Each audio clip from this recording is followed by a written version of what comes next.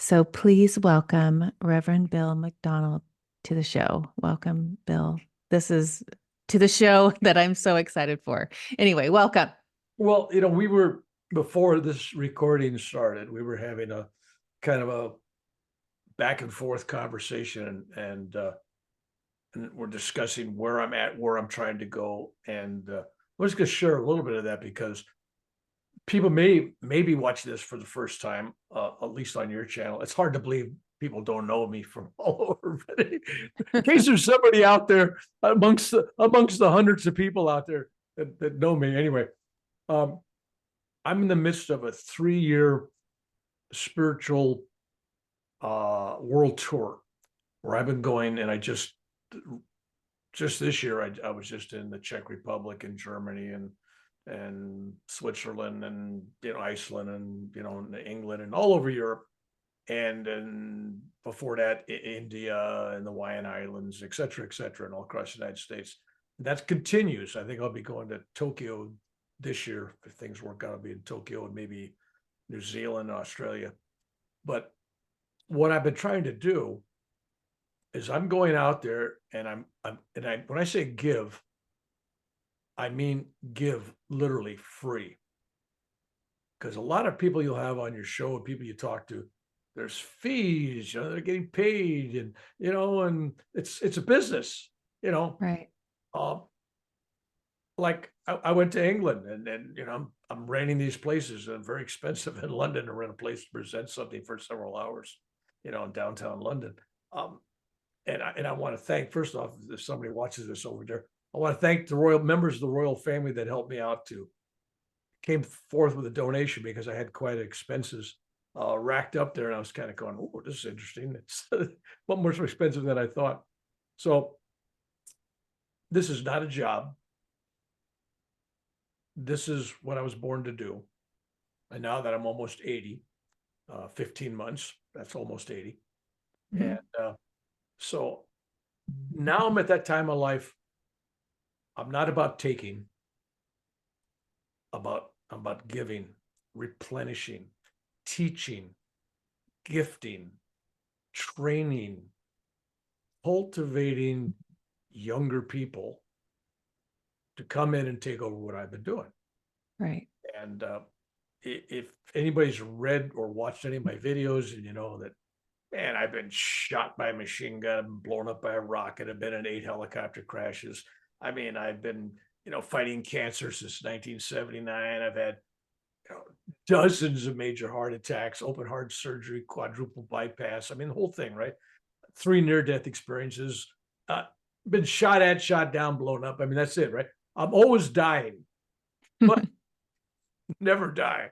So, but I've been living, quote unquote, living with congestive heart failure for 24, almost 25 years.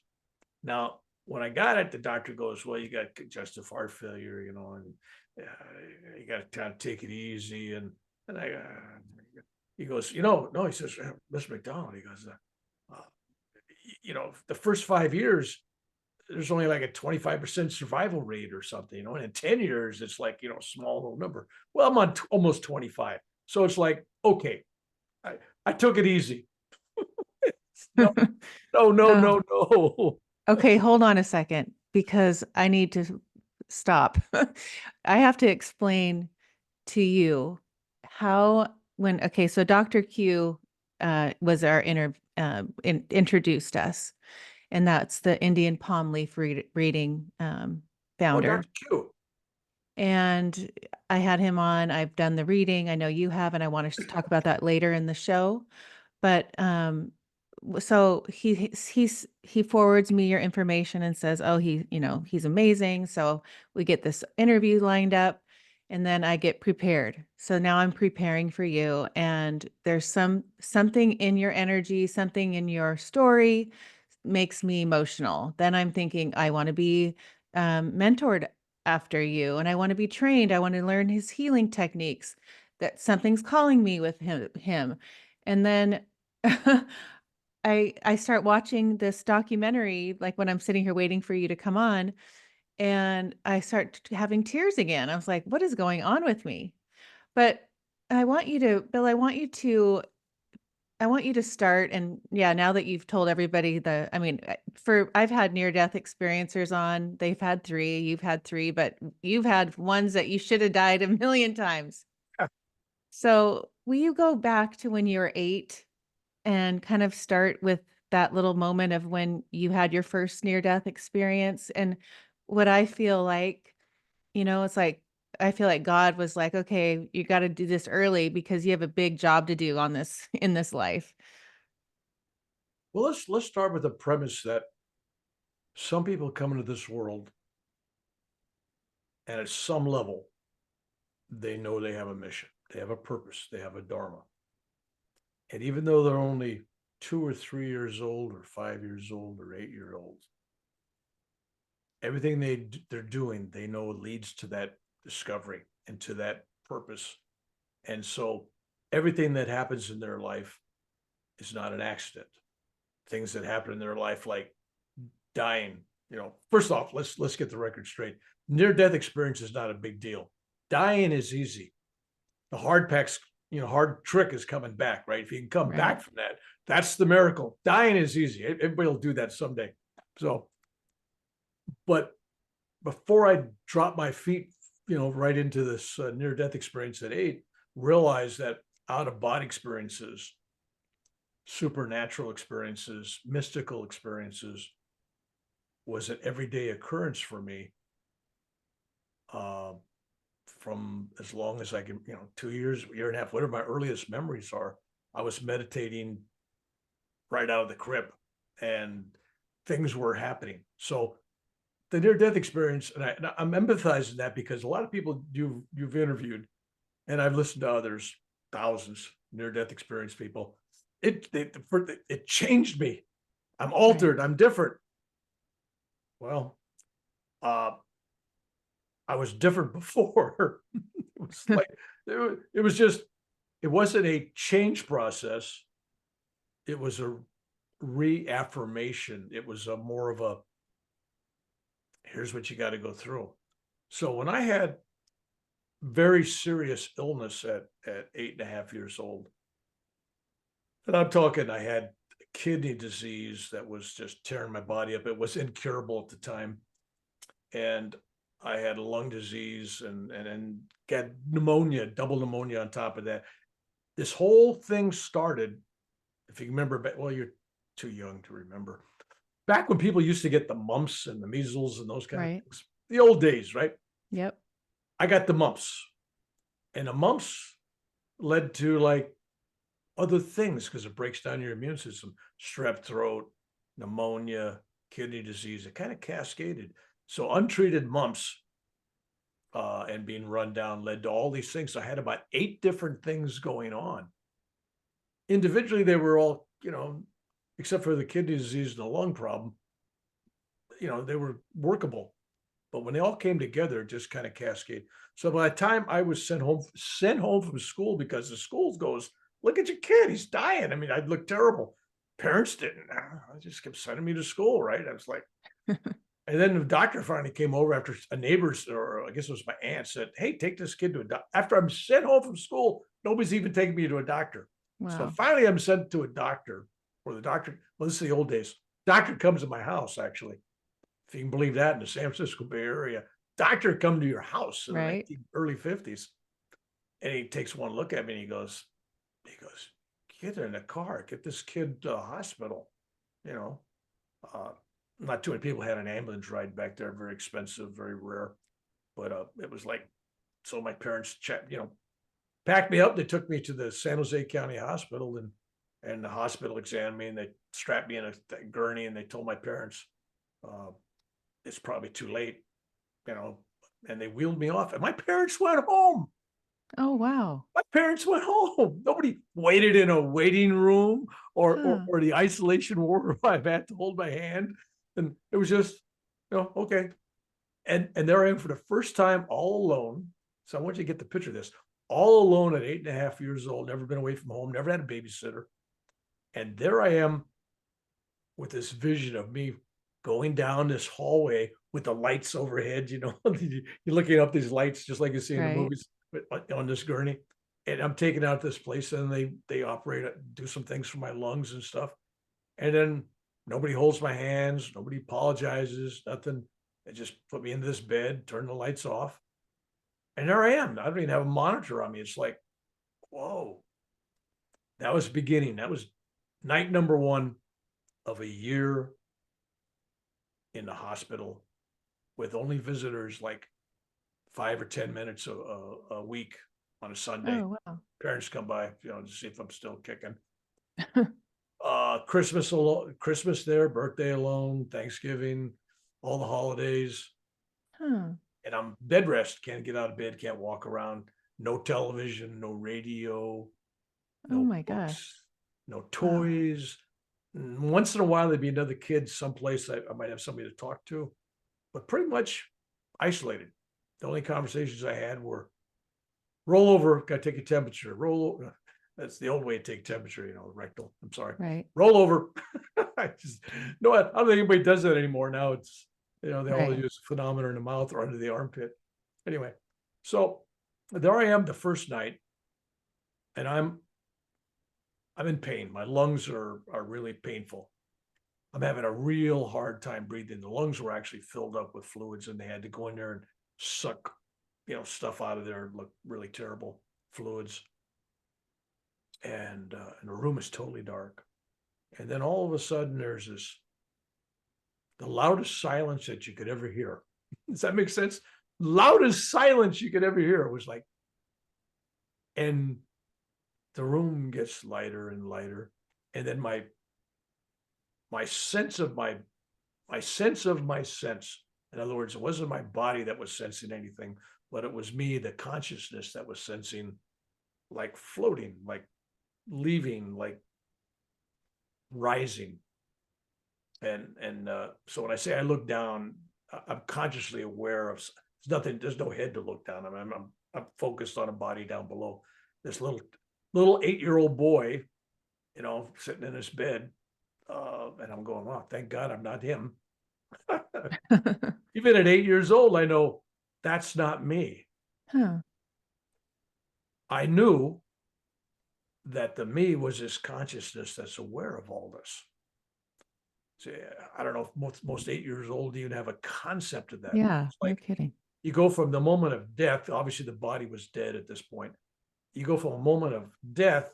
There's no darkness, and then it's like there's a transition that is smooth. There's no break. It's you are you. At no point are you not you. It's breath, no breath, body, no body. There's no change in the real you. Mm. That's the part people don't get. It's not like, well, I'm dead. No, there's not even that. It's just I am, and there Right. you are. And it doesn't matter if you're 8 years old or 80 years old. It doesn't really matter. So now, normally, most people have a near-death experience. They're going to tell you, "Oh, I had a past life or a life review of their life. How they lived it and how they affected other people and how they, going to cling to." Well, at 8 years old, what am I going to review? I pulled a puppy's tail and got an argument with my sister or something. I mean, there's nothing, right? Right. Well, what happened with me was as I'm in this state of consciousness, this awareness state, where the only, and it's a wrong word on this when I say the only sensation you have, it's not even a sensation. It's a being. It's this picture, because my mother was my mother's was Italian. Her mother's Italian, obviously. So the grandma, right? It's like having an Italian grandma, when they pinch your cheeks and they hug you. It's like having 1 million Italian grandmothers love. Huh. So you have that feeling of just being embraced by the cosmos. And at 8 years old, I'm picturing the cosmos as this divine Italian grandmother. It's like, it's that kind of love, Right. Probably if I had something now, I'd probably have a different description. But then it was like, yeah, I got 1 million Italian grandmothers. It's just, you cannot get more love than that ever. Right. Ever. That's it. You are not just feeling love, not just being loved. You are the essence of love. And then you realize that God is love, or at least I do at this stage now of my life. I'm not too sure I did then so much, but I know that God is love. So when you become love, you're really becoming one with that one consciousness. This is something you wouldn't have got from me when I was younger, because I wouldn't have put all it together. I'm just there enjoying the theater of it all, right? Right. And then I'm like in clouds. It's like, like you see the movies of guys in heaven and there's clouds, and your guys walking through. It's like clouds around me. And it's light. It's so light that if I was looking at it with my eyes, I would have been blinded. It's Hmm. like sun. It's like Right. the sun shining, and I mean, it's just so bright. And I begin to see a panorama, a kaleidoscope, if you would, of scenes, not from the past. We're not going backwards. This is going forward. And I know when I'm looking at this, because nobody's narrating and telling me anything, but I know by looking at it, I'm looking at future days. And as soon as I realize I'm looking at my future, then I also know that I got to go back that stinky old body too. That's not an escape. I got to go back and suffer. All right. So, but I'm looking at the Kennedy assassination. I saw the whole thing. I didn't know who Kennedy was. He's a president, but I gather that. And later on, when I was in high school, I told the school principal and a bunch of teachers and people that 3 weeks before he gets shot, that he's going to get killed in Dallas, Texas. When you tell people that, Mm-hmm. it happens, it spooks them out. Mm-hmm. People aren't ready for that. No. It scares them. Anyway, I learned that in Vietnam when I started saying who's going to get killed and who's going to get wounded, what aircraft are going to get shot down. And it wasn't such a spectacular thing because I already seen it all. I'm just remembering tomorrow, which, Yes, your by the book. way, happens to be the name of I Yes, I love it. Remember Tomorrow, because that's exactly what I'm talking about. It's not premonition in the future. It's just remembering tomorrow. Right. And I say that because there's only now. You might have dimensional line here, there's, last year, our calendar, me and you were Right. doing something. No, it's last year in the calendar. We're still there. And next year, there's only one space, one time, one place. Yes. And that's why when you meditate, you pray and you're asking for divine grace or healing or whatever, and you're dealing with karma, another whole issue we could talk about later, it's not only possible, but it does happen. You change you now, it changes your past, thus changes your karma, Mm-hmm. changes your future. So in the old spiritual communities, they used to talk about if somebody was a saint in that family, this guy was a saint that had blessed 7 generations in the past and 7 generations in the future. It's kind of like that.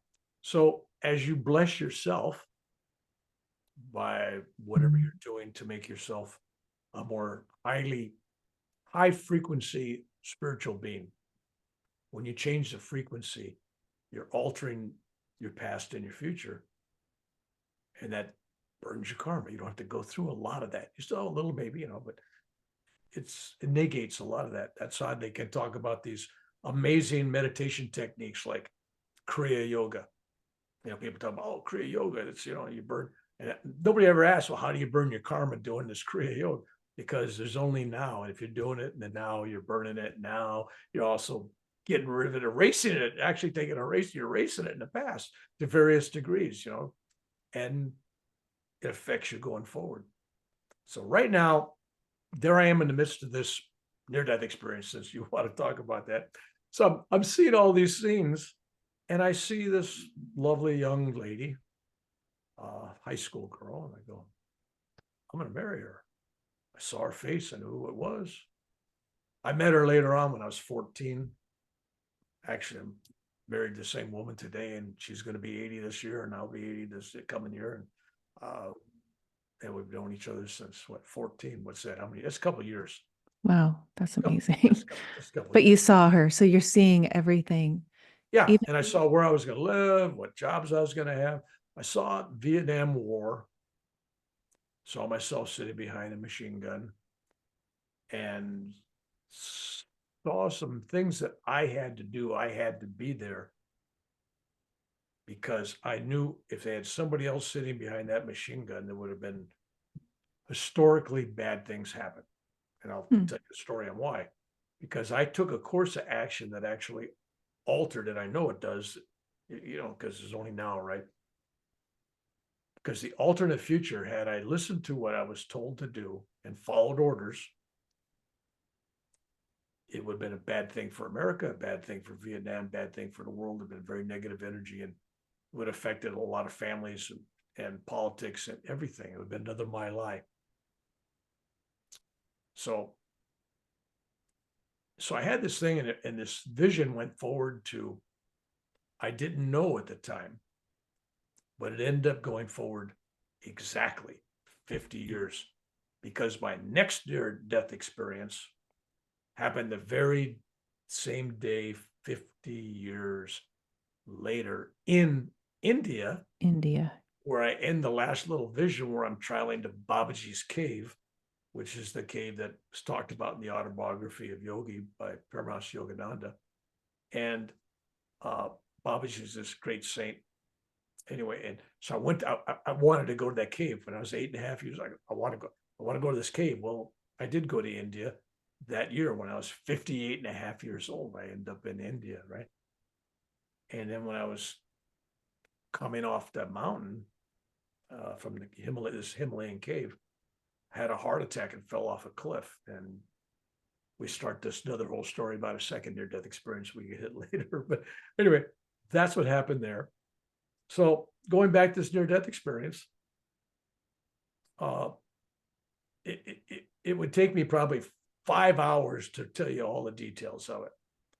In reality, in the now time world, where there's time space, I don't know, it might have been a minute, 30 seconds, who knows? But this thing just kept unfolding, vision after vision after vision. And so as I led my life forward, everything was like deja vu. All the major stuff was like deja vu. Wow. Even if I couldn't remember too far ahead of time, like I saw it and I had an idea, in time, and then all of a sudden I got a deja vu. I go, wait a minute, and I know the next couple of minutes exactly what's going to happen, or a couple hours before it happens, or a few days before it happens, or the Kennedy assassination I knew 3 weeks before. I remembered. Going back to that, I I remember. remember tomorrow. Right. So it was not a probing thing. It was, oh, I need to remember this. I need to look, because so it's very easy when you have that kind of a peek into the future. And I'm not saying I still don't see Father. I'm just telling you right now, just a teaser there. But it's not difficult to remain calm, cool, collective, brave. I mean, uh, when I was in Vietnam, oh, look how Bill brave. He's out there. He's in the battlefield. People were shooting at him. They're blowing him up. And I'm just like I am right now, because I know, well, I know I get out of here alive. It's like, Wow, that's okay. amazing that Anyway, so let's go back to that moment when I talked about history being made, because it was a parallel universal timeline thing here, where had I not gone to Vietnam and volunteered to be that door gunner and got on that airplane, and none of that was planned. It was somebody else's helicopter I got on. No, it was mine, but I had to volunteer to be on there. And I had a new officer, West Point graduate, major, buy the book, salute, talk, and he's the boss. Anyway, so I get out there and he doesn't know anything about Vietnam. He's just been there 3 weeks. And we're in an area close to Cambodia, and we look down there, and it looks like, I'll give them credit for that. It looked like Viet Cong troops, these rebels. They looked like a whole column of 30 something of them marching down this road. They're all in black, pajamas, and look like they got weapons on their shoulders, and they're led by a guy in the front, and he's all in black, and he's got a weapon on his shoulder, and he's going, McDonald, Mac, because you're McDonald, right? In the Army, everybody's Mac. Hey, Mac, fire on those guys. And I got an M60 machine gun, which fires these big rounds, 7.62 millimeter rounds, machine gun rounds, 750 rounds a minute. I mean, and I got 2,000 rounds strung together. I mean, usually it's 1,500 on the belt. I got 2,000 rounds on this thing. 30 seconds, I would have killed them all. I mean, there would have been nothing left of them. I remembered. No, it's not what it looks like. Don't fire. And I told him, I said, sir, it's not what you think it is. I refuse to fire. And he gave me an order, and he says, this is a direct order. You're in combat. I'm giving you a direct order. Failure to do so, I'll have you court-martialed. You'll be in jail the rest of your life. I said, do whatever you're going to do. I'm not shooting. So then he got mad and everything, and cuss, sweared. He's going to bring charges on me. I'm going to Leavenworth, everything. Okay. So then the gunner on the other side, who'd flown with me for about 6 months, he's asked to fire. Turn the helicopter around, machine gun on the other side. He's asked to fire. And he tells the major, he says, I don't understand it.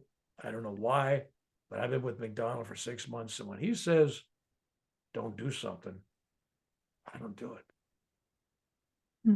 I refuse to fire. And so then there's two people. Now in the military, when you got two people or more refusing a direct order in combat, that's charge of mutiny, which is punishable by death or jail. That's the worst thing you do in the military. I could kill a fellow soldier in a drunken brawl and get 7 years in a stockade. I disobey an order in Vietnam in combat, I could face a firing squad. That shows you where the military thinks is important, right? Following orders, right? Yeah, exactly. Even though with the Germans, when they go, I was just following orders. Well, we hung those guys. They said, no excuse, right? It's interesting that we don't apply that to our own troops. Mm-hmm. Telling the guy, this is wrong, don't do it. So finally we talked the guy into, going down. I said, if the guy shoots me, I'll shoot back. I don't think it is what you think it is. So we fly down, getting closer and closer. Nobody's running. Good clue there. There's something not right. And it turns out it's 30-something children from the local village, little hamlet, and they're being led by a Catholic priest to the community vegetable garden. Oh my gosh. What? And hose. Oh. I would have killed 30-something children. Oh my. And a priest, which had to be a cardinal sin right there, right? So had I pulled the trigger because I was threatened with death or life in prison if I didn't, think about that. Not many people would have, they would have said, okay, it's on you. You give me a direct order. I disagree, but I'm going to do it because you tell me I have to, right? No, I was willing to go to prison. I was 21 years old. I'm almost 80. I'd still be in jail today. Still in jail today. Wow. Interesting. From 1967. Think about that. That's older than you. Yeah.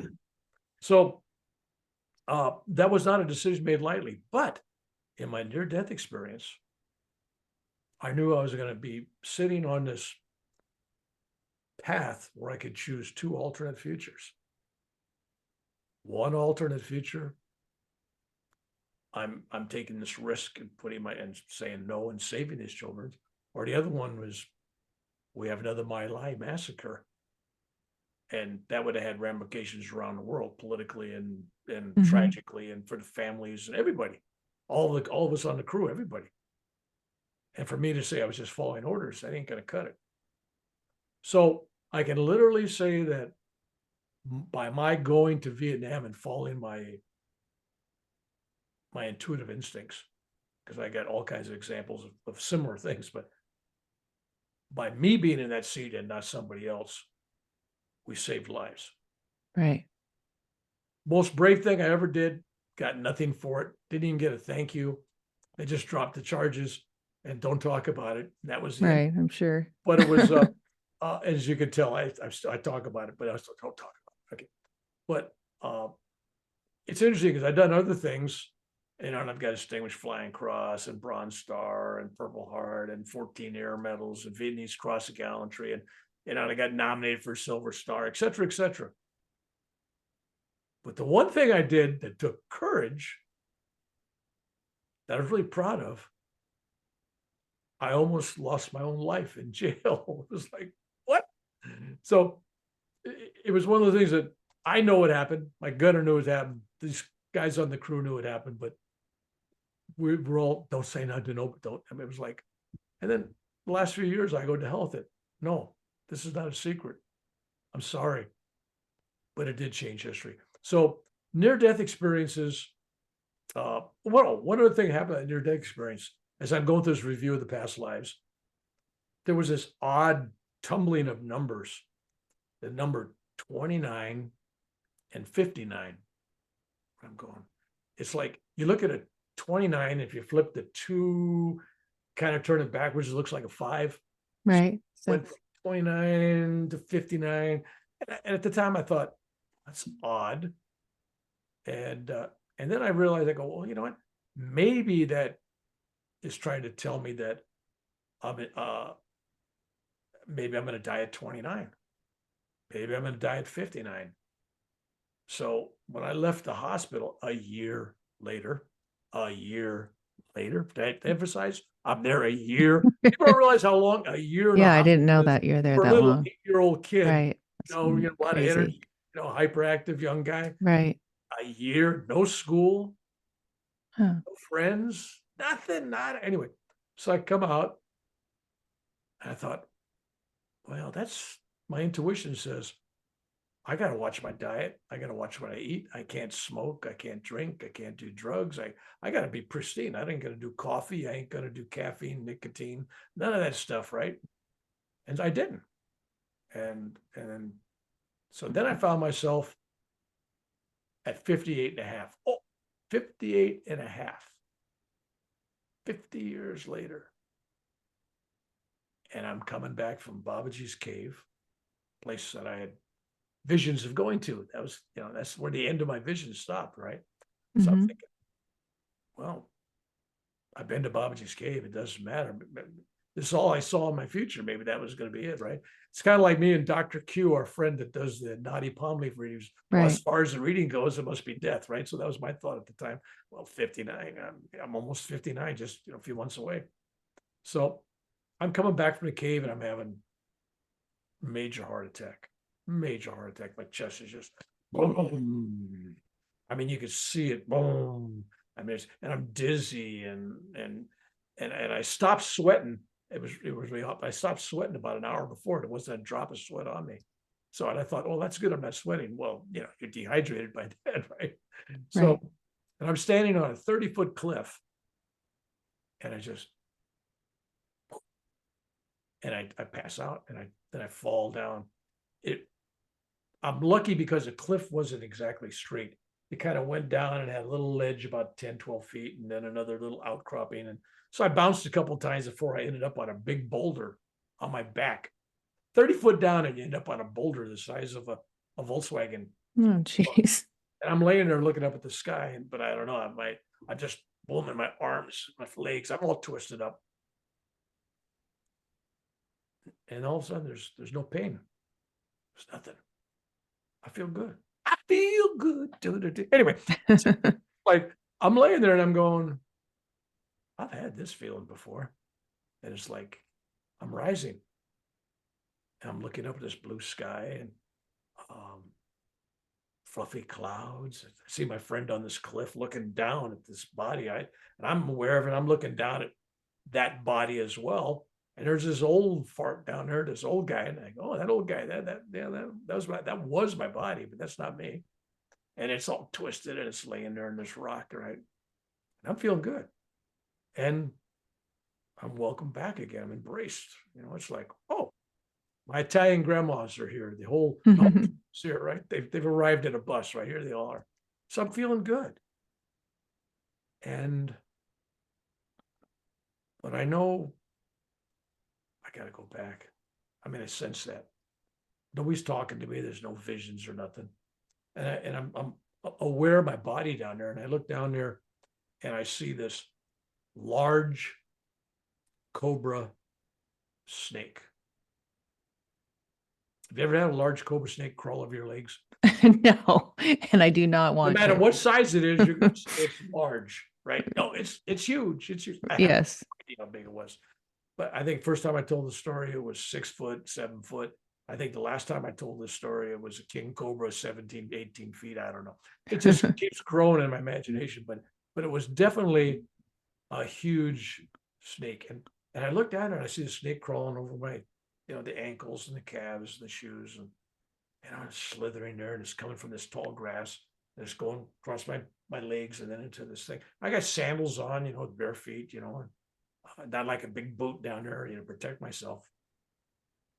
And it was not fear, it was love. I'm going, God, it's like I'm hit with love for this cobra snake. It's like, I want to grab this snake. Literally, I want to grab this snake. And it was like, as soon as I had this thought of love with this oneness with this snake, it was like, boom, boom, I'm in my body. It was like clear, like a couple of paddles on my soul itself, right? To bounce me back into the world. Heart stops, everything. I'm breathing, I'm standing up.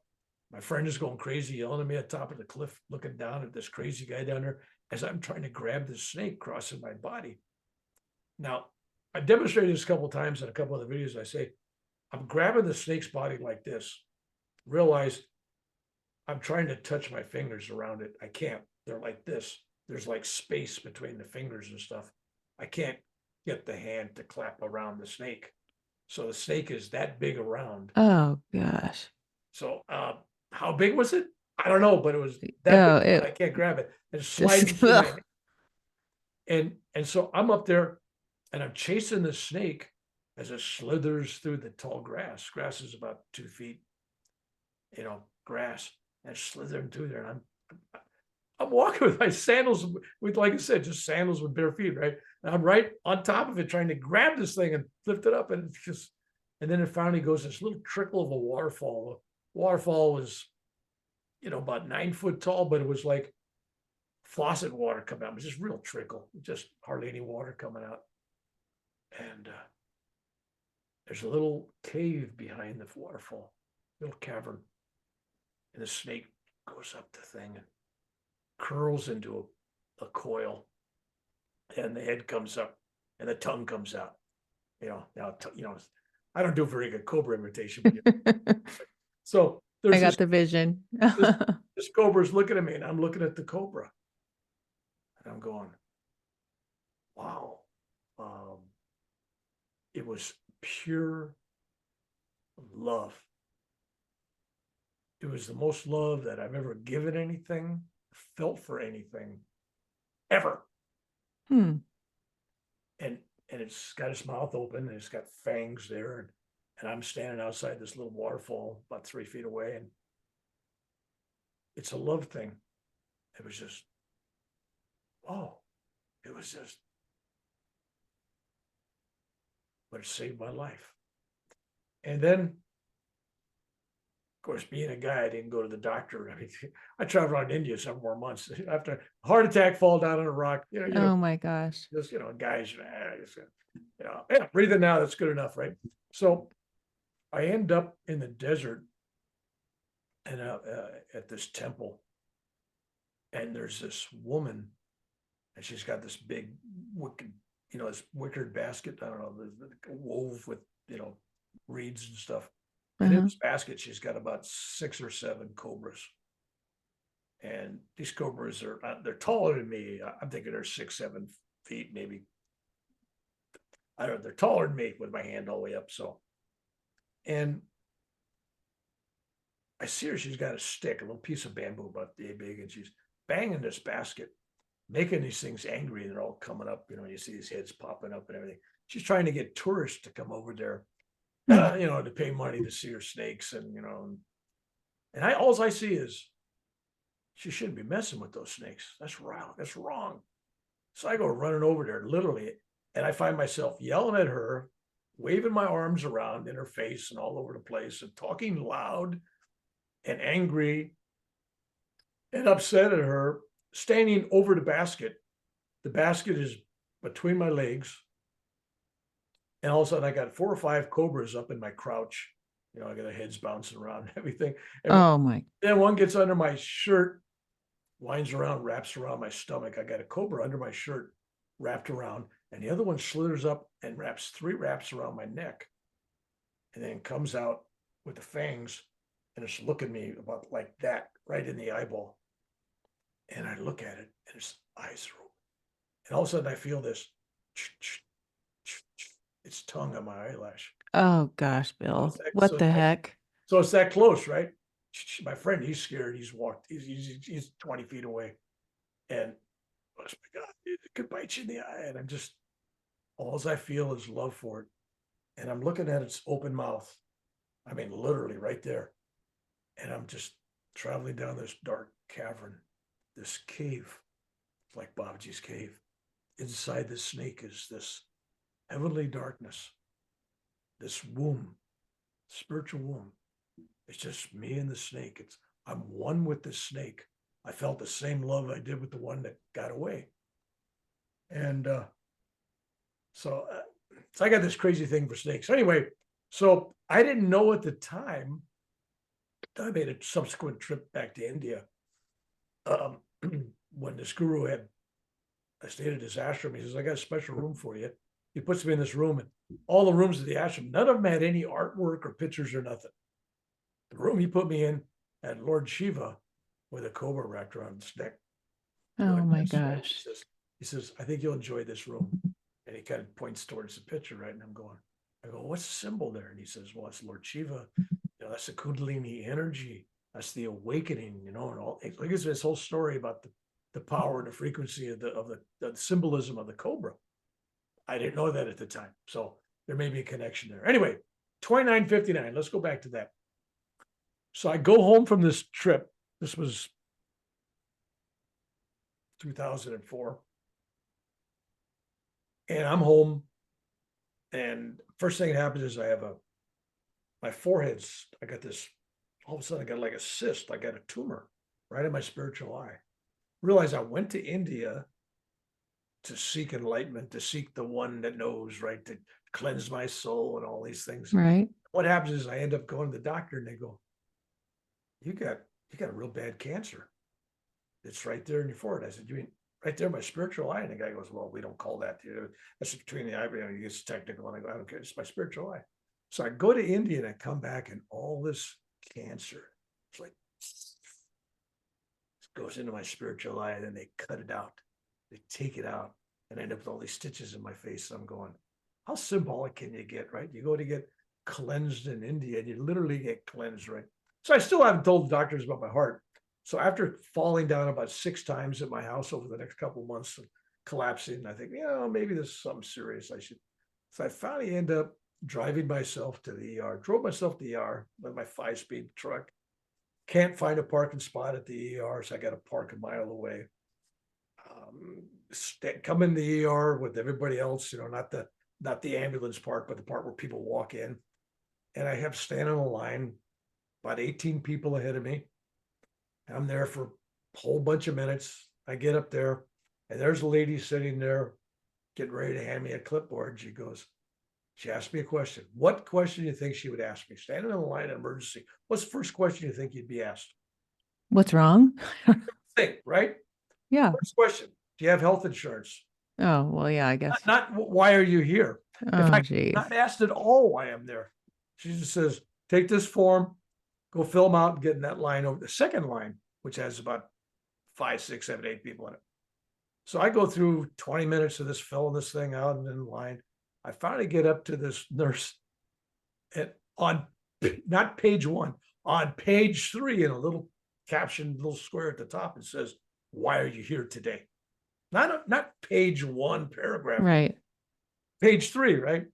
I mean, the first part is address, insurance numbers, all that stuff, right? And she reads it. And she says, "Well, says here, sir, that you're having a heart attack." I said, "Yes, I'm having one right now, full blown heart attack." She goes, she says, "How'd you get here?" And I told her the story. She asked me where I parked, and I told her, and she's going, "And you stood in that line?" "Yeah." "And you stood in this line?" "Yeah." "Yeah, okay. You sit down. I'll be the judge of this heart attack." She puts a stethoscope on. She goes, next thing you know, is this blue, I don't know what color it was, some colored light comes on. I felt like I was in Kmart. Remember Kmart with the blue lights? Yeah. So it was some code, this, I don't know, code blue, Right. black, I don't know. Some code goes off, an alarm. The next thing I got 3 guys coming out with a gurney, and they're strapping me in this gurney there. And she goes, "Sir, you're having a heart attack." And I said, "Just like I am right now." "Yes, that's why I came in here." She says, "No, but you're really having a heart attack." I said, "Yeah, I know." "No, you're really, I was so calm, she couldn't believe it, right? Because I'm functioning and, Mm-hmm. So I get into the doctor, and the doctor wants to do open heart on me right away, right? And all this kind of stuff. And so I do something out of character. I complain. I never complain. And I said, "What kind of deal is this?" I said, "For the last 50 years of my life, I've been a vegetarian. I don't drink coffee. I don't drink any caffeine, anything. Uh, I don't put salt on nothing. I don't add sugar to nothing. I don't do drugs, alcohol, nothing. I meditate, and all these things. I can wrap my feet around my head. I can do all these yoga things, and yet here I am with a heart attack." The doctor picks up my medical stuff and looks through it, and he goes, "Well, Mr. McDonald," he says, "honestly, looking at your numbers here and your cholesterol and all these other things, they did blood tests and everything." He says, "Frankly, I would have thought you'd been dead at 29 Oh, wow. instead of almost being," and he looks down here, he says, "Oh, in a couple of weeks, you'll be 59. So you should have been dead at 29, but it looks like you may make it. Oh, You wow. may make it to your 59th birthday." Huh. So I'm thinking 29, 59. Now, had I not took that premonition from the 29, 59 and realized that maybe this is telling me get my life together, eat good, take care of myself, because I was really doing well, that I would have been gone. Right. Anyway, so that's the 2959 thing. Because at first somebody gave me an explanation. They go, "Oh, 2959, that's your passing of your Saturn," which makes sense too, right? Oh, right. You're right. 29 years or so, Yeah. after 29 years. And that was like perfect timing as well. But it was like, no, there was something deeper there. And at 29, things happened in my life. It was almost like a spiritual, non-physical death. It was an out-of-body experience at 29 that transcended anything else. It was a rainbow body experience. That's another whole story. But it was like a spiritual death, because when I came back from that, I felt reborn. I felt, in fact, when I had that experience, that rainbow body experience, I came back and I told my wife, because I was crying, I said, "I'm not me." She goes, "What do you mean you're not you?" That scared her, right? "What do you mean you're not you?" "I'm not me." And I mumbled that for like 2 days. She had no clue what I was talking about. It was like I came back, but I was not me anymore. It was like at a spiritual level, it was a death and a rebirth. It was like something changed, something got downloaded, uploaded, something. It was different. I wasn't me anymore. I meant me. But will you explain the rainbow body? Oh yeah, that's another whole thing. It When I is. say Okay. not me, I'm talking about the small I ego. Okay. Right. My wife just looked at, "What do you mean you're not me? Are you schizophrenic? What the hell's going on?" Right. No, I'm something, I'm a part of this great oneness. It's like I'm not me anymore. It's something greater. So it was like a spiritual death. So 29 was like a death. Right. 59 was almost exactly like a death. And there's more to that story, and it gets deeper and everything. Then there's a third near body experience, which deals with our friend, because I've told him about it and he knows about it. Dr. Q, because he always talks about, predictions and things like that. And But they found your leaf. You did your yeah, India, you my, sent my, your let's, thumbprint. let's go there because that's kind of Yeah. interesting topic. Because I think that is good because I want everyone that's listening, he was just on a couple weeks ago, so Yeah. they'll understand it. First off, Dr. Q writes my forward in my book, by the Oh, way. he did? Yeah. Oh, Yeah. neat. It was really kind of and I say that because he's been traveling the world doing all kinds of things. And I don't know if I can talk about his health right now, but he has some health issues. So I'm kind of concerned about him and everything. And he's got things coming up. So not my stuff to talk about, but he and I have been going through some health things over the years. So we understand each other, but he got into this, as you interviewed him, he got into this thing from his own health and his own brushes with death. And he's doing something which I think is his purpose in life. And that's not only just promoting this oracle of readings, this naughty palm leaf stuff, uh, more than promote, he's actually preserving and saving the art and the culture of the readers. Mm-hmm. Because in India, they make more money being tech guy in India than they do doing any of these other things. There's more money in tech than there is this other stuff. Right. So Been the young riding their bike around looking for leaves Yeah, in the it's caves. like who wants to do that, right? Because it's like there's nobody paying your health insurance, nobody's paying for Right. retirement. I mean, it's not a great paying job. So he formed an organization that's allowing for training of new people and Right. nurturing and giving money to these people and and promoting this. So anyway, so he's got a task and he's got a job. Anyway, before I met him, one of my many trips to India in 2010,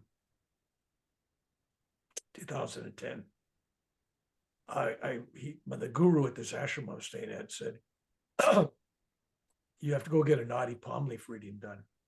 I didn't know what he was talking about. And I'm thinking, well, I got a naughty palm. Somebody going to read my palm? What's this palm leaf thing? What the hell Right. is he talking about? I said, I don't need no fortune telling. He says, no. He says, you got to go get this done. This is your time. And I'm going, "Ah, no, I don't need to know I know my own futures. I don't need to know any of this. He says, no. And I said, oh, I don't really believe in that. He says, it doesn't matter. It believes in you. And you have something written for you to find out. And so he orders me to go. I didn't want to go. So, and I didn't know at the time because I was naive and because he's trying to explain to me about just a quick synopsis because some people may not watch the interview with him, but basically these things are written about 5,000 years ago. And they're written on a palm leaf, just like the word means palm leaf. They make a little piece of wood about yay big and they write on it. And then it lasts about 500 years and somebody else redoes it, and they engrave it. And then every 5, 6, 7, 800 years, somebody does a new one for you. Same information, but as time goes by, people may change things, just because it's being redone, right? That's all. So, and these things it's said that if you need one of these, if you're supposed to get a reading, there'll be one for you when you need it. Yep. I didn't know any of that at the time, so I figured the guru sends me down there. I give my thumbprint, to get this reading. It's done on thumbprint. I thought, oh, this is really great. So I'm not believing in any of this stuff. I'm really kind of going, yeah, come on. But he said to go down there and get it done. So I get my thumbprint and I just wait. Now, because you've interviewed him, it could be months or a year or not at all that they find your palm leaf. They have to go all over the country to look for it. Yeah, it took 6 months for me. Yeah. This last time I had one he did, it took a month, 4 weeks or something. That was quick. Yeah. So I'm in there and I get my thing and I'm waiting 2 hours. Okay, come on. They find it. They bring in a bundle. Oh So my gosh. that in itself is amazing, right? Wow. The guru said, no, it's waiting for you. You go. And I get there and I go in this little room. There's me and I guess it's in Tamil or whatever language it is, and it goes into another language and it's interpreting. I don't know. There's Yeah, anyways. he So explains I it go in kind of. there and they got the bundle. It looks like Venetian blinds, you know, and they got cord through it and they pull it out. And he goes through about 7 of these things. And the guru said, they will ask you a series of questions. You give them no answers, only yes or no. No Yep. hints, no nothing. I said, okay, fine, I could do that. So the guy comes in there, goes through the first 6, and they're close, but I say no to something, and it's not me. Similar personalities, similar soul traits, similar thumbprint, right? There's Yep. 108 little squiggly combinations of lines, 108. So like in the zodiac, you got 12 signs, right? Pisces, Aries, whatever, right? And so you got 12 zodiac personalities. And then if you're on the cusp and things, so on the thumbprint, you got 108 personalities.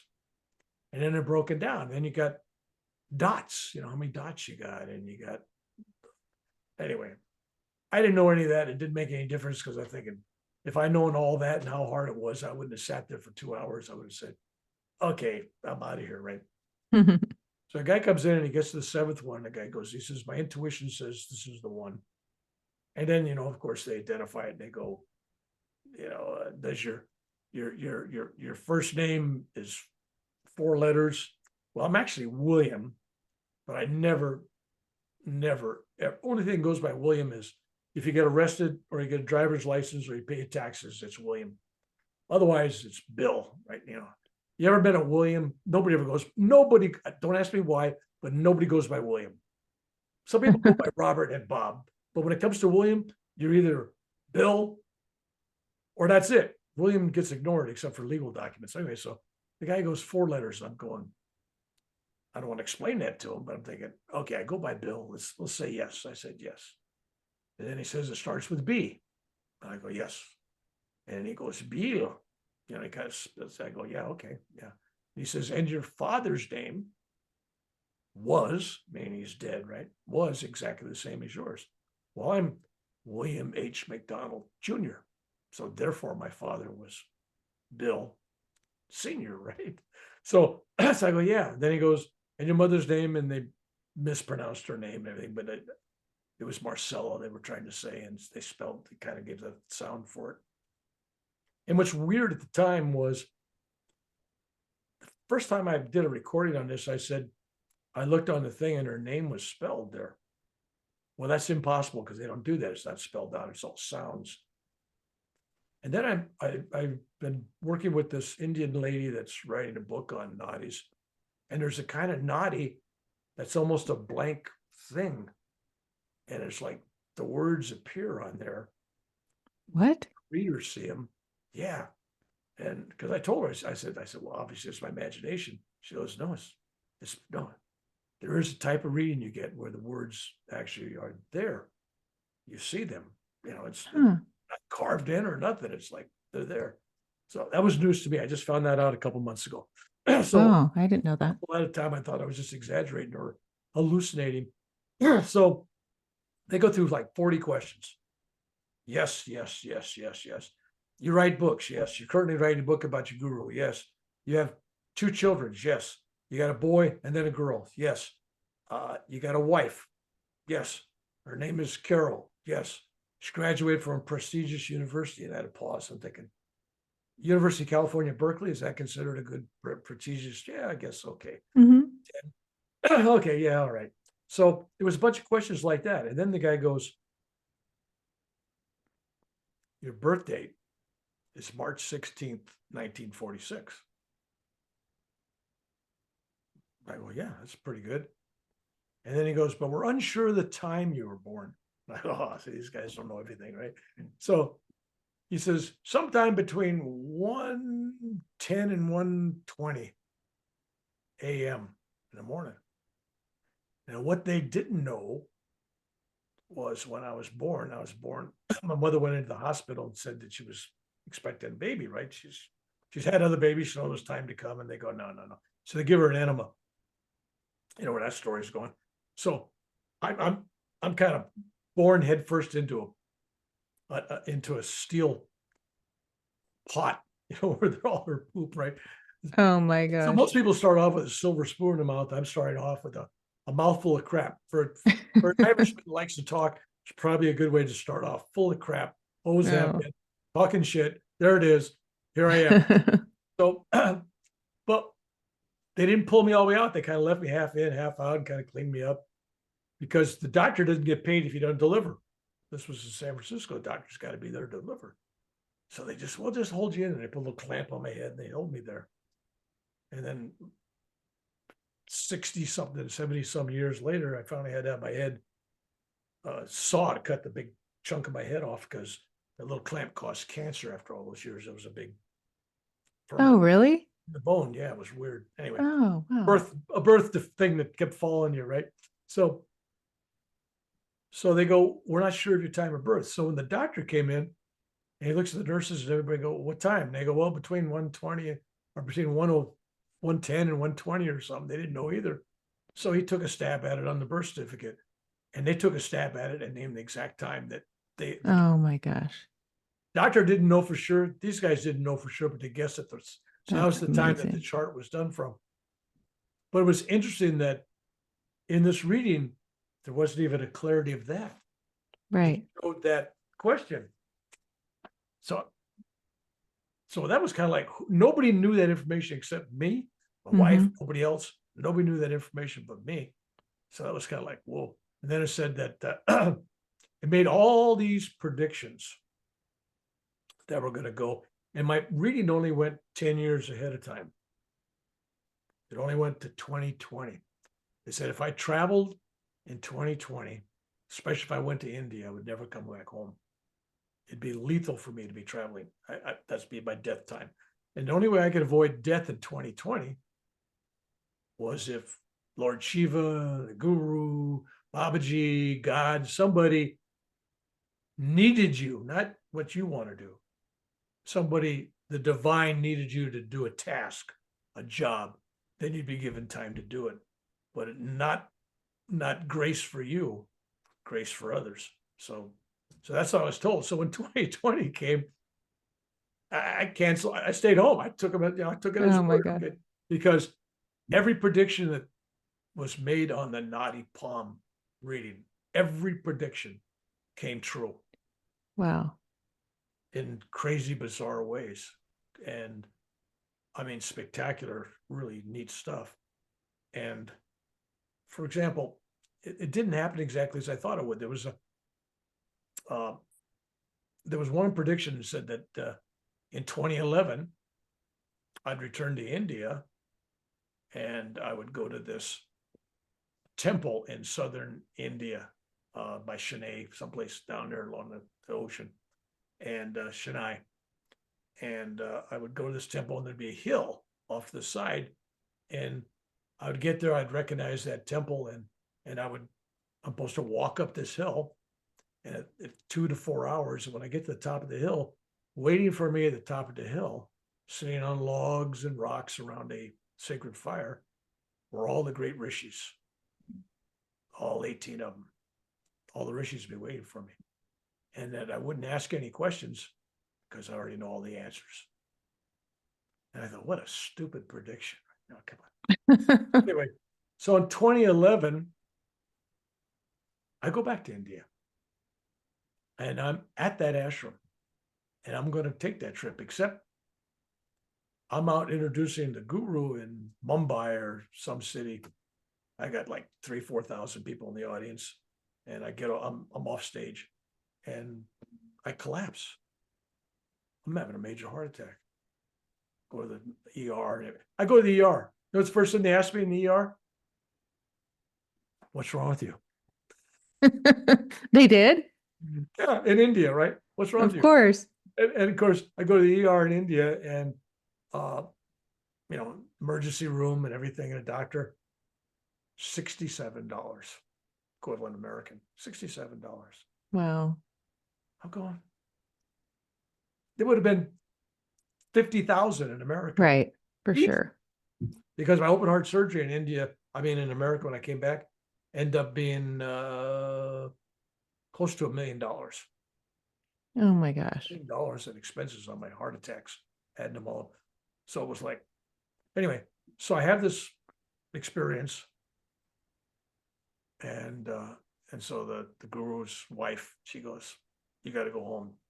You got to be sick. I mean, this is bad." So I thought, well, I'm not going to go experience that. That prediction's wrong. I ain't going to make that trip, right?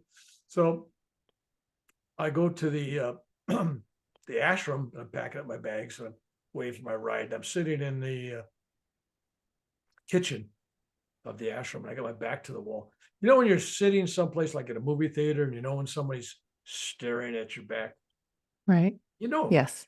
You do know that you know, feeling.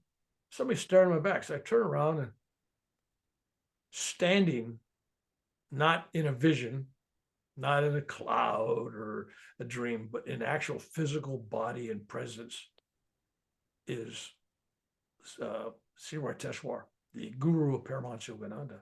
And he's standing there, and he's got his hands behind his back, and then he's folded his arms. And he's looking at me, right? And it's like he's just 3-4 feet behind me. And I'm thinking, I'm looking around this whole group of people in there, and I'm going, I wonder if anybody else. So there's this two young ladies from Scandinavian country, I don't know, Sweden or someplace, Norway. And I ask them if they see anything, and they go, man, you know, their idea of yoga was the postures and wearing the leotards and the outfits. Right. Going to Goa Beach, and so they didn't see nothing. They thought I was crazy. And there was a guy from Texas, and he'd been meditating a long time. I said, "Do you see anything?" And he says, "It's like a sun behind you. It's a big radiating orb, just like lights coming off of it." And he says, "I'm just feeling loved." And I said, "Well, that's good." And there was another guy there, been meditating a long time, and I asked Brian was his name. I go, "Brian, do you see anything?" He says, "Yeah, but you're not going to believe me." I said, "Tell me." He says, "I see this vision of Sirateshwar." And he describes how he's standing in his hands and everything. And he says, "I'm feeling great love." I said, "Yeah." So there's a guy at his level, he saw a vision of it, Right. the light and love. The other guy saw the light, felt the love. The others, nothing. And then there's me seeing the actual flesh and blood. Amazing. There he is, materialized. All in the same now, all in the same place. But it's your frequency, it's your level of receptivity.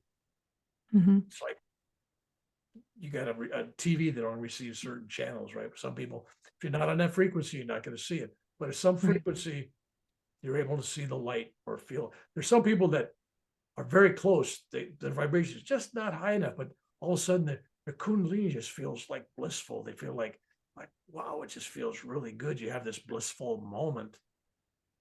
They're near. Right. Or you realize, but that's the level that you can experience it.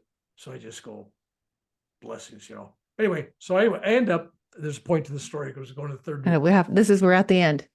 Okay, we'll save the third near-death experience and why all this fits together for the next interview. Okay, good. I was hoping you were going to say part 2 because we didn't touch anything that you have so much more to share. The bottom line is this: we each come into this world, and everybody struggles with why we're here. And I'm telling people it's not that complicated. We're really here just to learn to love and express it.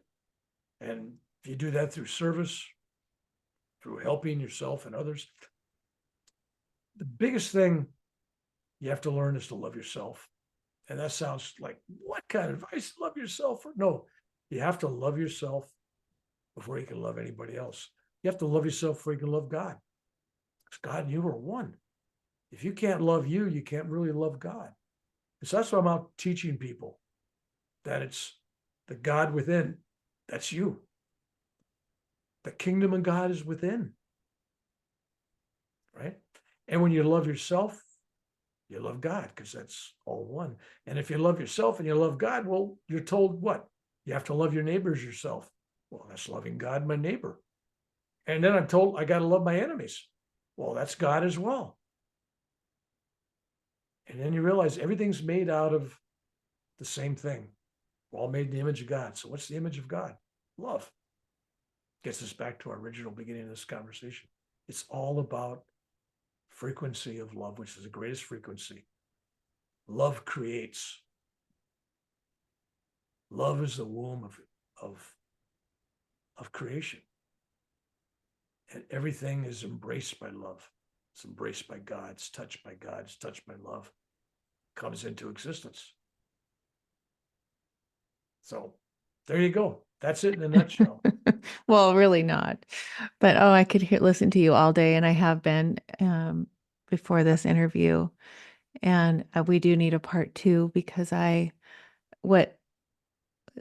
that we shared today was what I wanted people to understand and where um, where you've come from, all your experiences. But then I want to get into your healing and Oh, people. we haven't even No, touched the iceberg. no, we haven't. That's the thing. People want to know the background before they roll forward. Right, It's like you can't jump into trigonometry until you've taken basic. right. And that's what we had to do today. You got to Yeah, move people along. right. But I'm doing free webinars coming up. I'm going to get back and doing to that. And I'm out doing free workshops and talks. I'll be in Honolulu, I said, a few other places in Ohio and Pennsylvania, and some other places. And I'll be posting those on my Facebook page. But whatever year, whenever now they watch this in, my YouTube videos are out there, and my books are out there. And I've done the YouTubes and the books because I'm physically not going to be here. At some point, that's a shock. I actually die someday. Everybody dies. This is for the record. Now, everybody dies except for Elvis. Everybody else is expended. But so until they convince me Elvis is dead, he's always alive. So, Yeah. but death is just a change. So it's one of the awakenings. It's not the awakening. It's one of the awakenings, because when you're fully awake, the dream's over. You don't have an I-ness anymore. There's no more I story. Ego's gone. It's because people separate themselves from God. How do they do that? I'm praying to God. Well, that means he's not here. He's someplace else, to God. Right. Instead of I'm praying to myself. I'm praying, it's all here. The light is within. You are the light. Yeah. You are the love. It's like all these people I got to go to Babaji's cave. I got to go to Machu Picchu. I got to go to the Notre Dame. I got to go to Tibet. And I go, why? Well, this is a great holy place. I said, when I was in those great holy places, when I closed my eyes, it's exactly the same as when I close my eyes in my meditation room or wherever I'm at. The temple's within. And when you nurture that, you don't have to travel anywhere. You don't have to become. You already are. Amen. Thank you. We'll end on that. See what I mean, everybody. You can listen to them all day, but I will promise you a part two. But Right. thank you. Thank you. Thank you. And your book, I There you remember go. I remember tomorrow. tomorrow. Go get his book. There All you go. right. God bless. Thank you.